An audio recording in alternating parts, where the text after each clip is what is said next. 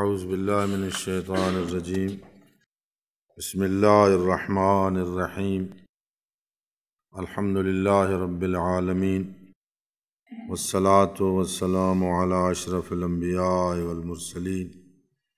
وآلہ الطیبین الطاہرین المعصومین اما بعد فقال اللہ سبحانہ وتعالی فی کتابہ المجید وفرقانہ الحمید بسم اللہ الرحمن الرحیم وَيَتَفَكَّرُونَ فِي خَلْقِ السَّمَاوَاتِ وَالْأَرْضِ رَبَّنَا مَا خَلَقْتَ هَذَا بَاطِلًا۔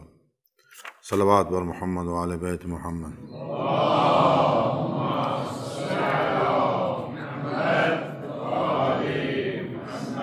عقیدہ توحید یا خدا کی ذات پر ایمان کے انسانی زندگی پر کیا اثرات مرتب ہوتے ہیں، اس سے پہلے مختصر طور پہ ایک مقدمہ عرض کروں گا کہ یہاں کون سا عقیدہ مراد ہے اور کون سا عقیدہ قابل قدر ہے۔ کیا وہ ایمان اور وہ عقیدہ جو وقتی اور عارضی ہو وہ یہاں مراد ہے اور اس کے کوئی اثرات مرتب ہوتے ہیں؟ قرآن مجید نے ایمان کی اور عقیدے کی دو صورتیں بیان کی ہیں، ایک وقتی اور عارضی عقیدہ و ایمان اور ایک دائمی اور مستقل۔ مثلاً کبھی کبھی ایسا ہوتا ہے کہ انسان کو جب کوئی خطرہ لاحق ہو اس وقت وہ آوزاری کرتا ہے، خداوند عالم کی ذات کی طرف رجوع کرتا ہے، اس کے دربار میں گڑ گڑاتا ہے، اور جب اس کی پریشانی یا مشکل دور ہو جاتی ہے پھر خداوند عالم کی ذات کو بھول جاتا ہے۔ قرآن مجید نے اس کو ان الفاظ میں بیان کیا، فَإِذَا رَكِبُوا فِي الْفُلْكِ دَعَوُا اللَّهَ مُخْلِصِينَ لَهُ الدِّينَ، جب وہ کشتی پہ سوار ہوتے ہیں اور کشتی ڈوبنے لگتی ہے تو خلوص سے اللہ کی ذات کو پکارتے ہیں اور یاد کرتے ہیں، اور جب وہ ذات ان کو نجات دے کر خشکی میں پہنچا دیتی ہے، فَلَمَّا نَجَّاهُمْ إِلَى الْبَرِّ إِذَا هُمْ يُشْرِكُونَ، جب وہ ان کی مشکل حل ہو جاتی ہے تو وہ شرک کرنے لگتے ہیں۔ یہ عارضی عقیدہ ہے، یہ وقتی عقیدہ اور ایمان ہے۔ کبھی کبھی انسان کا عقیدہ بغیر دلیل کے ہوتا ہے، فقط تقلید، آباء و اجداد کی تقلید، رشتہ داروں کی تقلید، گھر والوں کی تقلید، اور اس کو قرآن مجید نے ان بت پرستوں کے احوال میں بیان کیا کہ جن کو انبیاء علیہ السلام نے جب اللہ کی طرف دعوت دی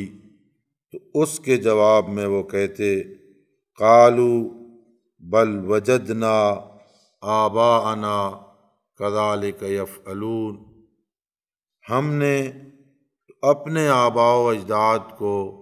ایسے ہی کرتے دیکھا ہے، اسی طرح ہی پایا ہے کہ وہ بتوں کی عبادت کرتے تھے، ہم بھی ان کا اتباع کرتے ہوئے بتوں کی عبادت کر رہے ہیں۔ یہ عقیدہ بغیر دلیل کے ہے، یہ بھی قابل قدر نہیں ہے۔ حالانکہ اگر دیکھا جائے تو وہ آباء و اجداد کی تقلید چھوڑ چکے ہیں، کسی میدان میں بھی وہ آباء و اجداد کی تقلید نہیں کرتے، نہ لباس میں، نہ مکان میں، نہ رہن سہن میں، نہ سواری میں۔ اگر فقط باقی ہے تقلید تو دین میں اور شریعت میں۔ اور اگر ہم بھی اپنے ماحول میں غور کریں تو بہت ساری چیزیں اور بہت سارے لوگ ہمیں نظر آئیں گے کہ جو راہ راست سے بھٹکے ہوئے ہوتے ہیں، اور جب کوئی مبلغ یا ہادی یا راہبر یا رہنما یا مبلغ انہیں متوجہ کرتا ہے اور ان کے پاس کوئی جواب نہیں ہوتا تو یہی جواب دیتے ہیں کہ کیا ہمارے آباء و اجداد غلط تھے؟ آپ نے آباء و اجداد کے سارے طور و طریقے چھوڑ دیے، ان کو تو آپ اپنا نہیں رہے، فقط یہی طریقہ اپنا رہے ہیں۔ یہ کوئی عقل مندی نہیں ہے کہ اگر آباء و اجداد جاہل ہوں تو ان کا اتباع کیا جائے، اگر وہ علم نہ رکھتے ہوں اور شریعت سے آگاہ نہ ہوں اور آج آپ نے علم حاصل کر لیا ہے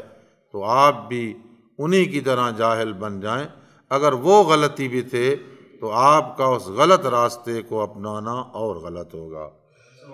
شریعت نے اور قرآن نے ایک اور عقیدے کو بھی غیر معیاری قرار دیا، فرمایا وہ عقیدہ جو فقط زبان سے ہو اور دل و جان سے نہ ہو، فقط انسان ظاہری الفاظ کا پابند ہو، اس کا انسانی زندگی پہ کوئی اثر مرتب نہیں ہوتا۔ سورہ حجرات کی آیت نمبر 14 میں فرمایا قالت الاعراب آمنا، بدو کہتے ہیں کہ ہم ایمان لائے ہیں، قل لم تؤمنوا، اے رسول کہہ دیجئے تم ایمان نہیں لائے، ولکن قولوا اسلمنا، بلکہ کہو ہم اسلام لائے ہیں، ولما يدخل الایمان فی قلوبکم، اور ایمان تو ابھی تمہارے دلوں میں داخل ہی نہیں ہوا۔ اس کا مطلب یہ ہے کہ جو ایمان یا جو عقیدہ جس کا زبان سے اظہار ہوتا ہے وہ قابل قدر نہیں ہے، اور وہ عقیدہ بھی وہ ایمان بھی قابل قدر نہیں ہے جو عمل کے بغیر ہو۔ وہ حقیقت میں بے اثر ایمان ہے، بے اثر عقیدہ ہے کہ جس کے ساتھ عمل نہیں ہے۔ علامہ سید علی نقی رحمۃ اللہ علیہ نے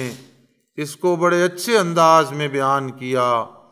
کہ وہ ایمان وہ کیسا ایمان ہے کہ جس پر کوئی اثر مرتب نہیں ہوتا۔ اس کی مثال وہ ایک درخت کی طرح دیتے ہیں، اس کی مثال ایک درخت کی سی مثال ہے کہ ایک ایسا درخت کہ جو تناور ہو، اس کے اوپر شاخیں اور پتے لگے ہوئے ہوں، اگر درخت سرسبز ہے، اس کی شاخیں بھی سرسبز ہیں، ہرا درخت ہے، پتے بھی لگے ہوئے ہیں، تو آپ یقیناً سمجھیں گے کہ اس کی جڑیں سلامت ہیں، جڑیں بھی تر و تازہ ہیں، اور جو خوراک انہیں ملنی چاہیے وہ خوراک حاصل کر رہی ہیں، اور وہ جڑیں زندہ ہیں۔ اگر درخت کی شاخیں خشک ہو چکی ہوں، پتے گر چکے ہوں، تو آپ غور کریں کہ کہیں ایسا تو نہیں اس کی شاخیں بھی خشک ہو کے ختم ہو گئی ہوں۔ وہ فرماتے ہیں اسلام ایک درخت کی مانند ہے، عقیدہ جڑوں کی حیثیت رکھتا ہے، اور عمل و کردار شاخوں اور پتوں کی حیثیت رکھتا ہے۔ اگر اس کی شاخیں سلامت ہیں، پتے سلامت ہیں،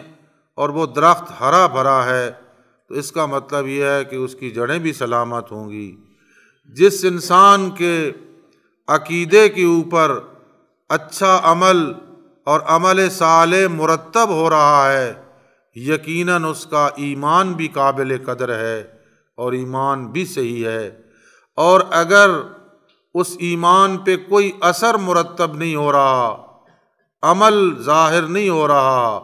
عمل سے وہ ظاہر نہیں ہو رہا، اس کا مطلب یہ ہے کہ وہ عقیدہ ہی نہیں ہے۔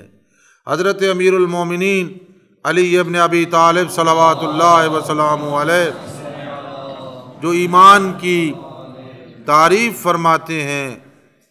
فرمایا الایمان هو اقرار باللسان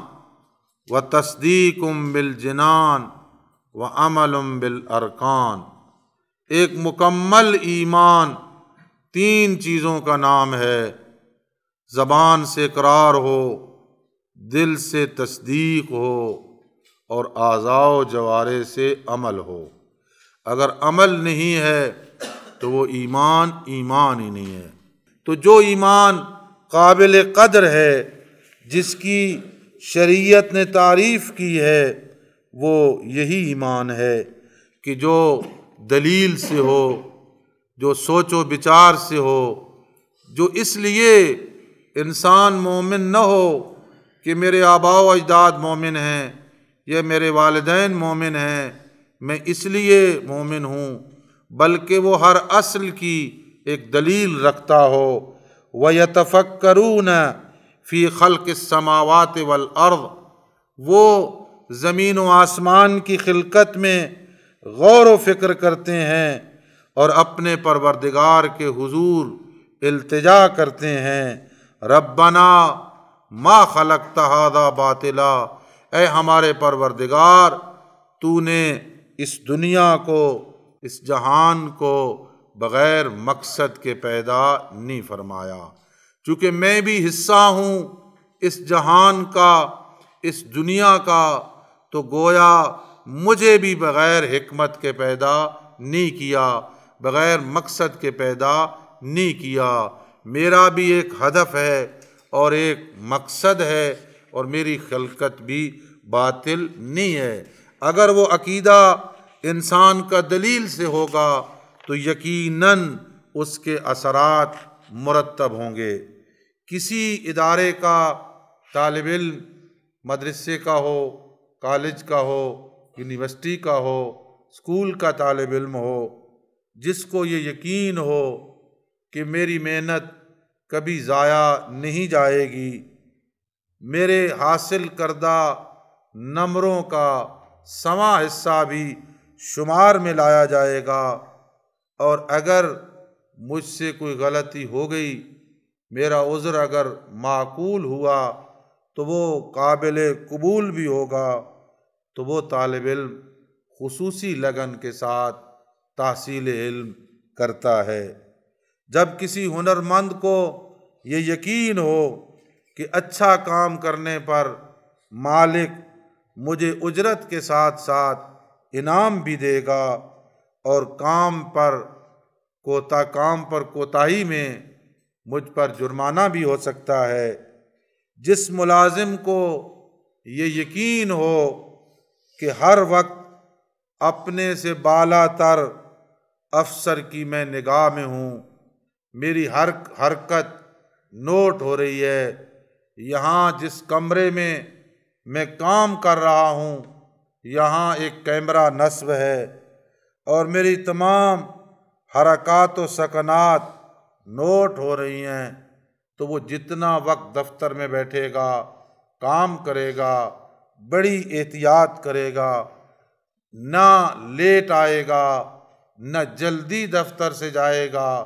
جو ٹائم مقرر ہے کچھ وقت اس سے پہلے آئے گا اور کچھ وقت اس کے بعد جائے گا، تاکہ یقینی طور پر جتنا اس دفتر میں رہنے کا وقت ہے وہ میں مکمل کر کے جاؤں، اس لیے کہ میں اپنے سے بالا تر کی نگاہوں میں ہوں۔ جب مال کے فروخت کرنے والے کو یہ پتہ ہو کہ میرے مال کا خریدار ایک عظیم ہستی ہے جو اس مال کے بارے میں مکمل آگاہی رکھتی ہے، تو انسان اپنے مال کو اچھے طریقے پر سنوار کے منڈی میں پیش کرے گا، تاکہ اس کا خریدار اس سے اچھا معاوضہ عطا کرے۔ ہر وہ مسلمان اور مومن جو خدا کی ذات پر ایمان اور عقیدہ رکھتا ہے، اور جسے یہ یقین ہے کہ ہر وقت